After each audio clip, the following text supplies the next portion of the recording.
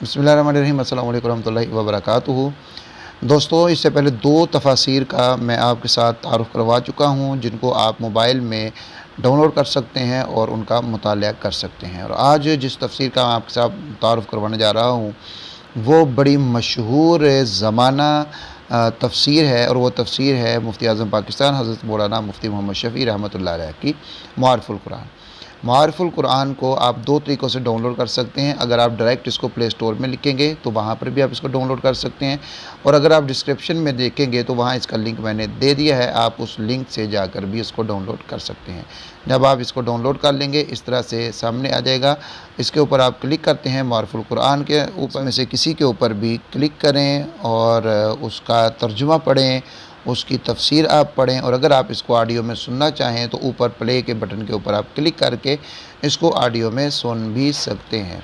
आप इसका मुताला करना चाहें तो इसको डाउनलोड कीजिए, इसका मुताला कीजिए।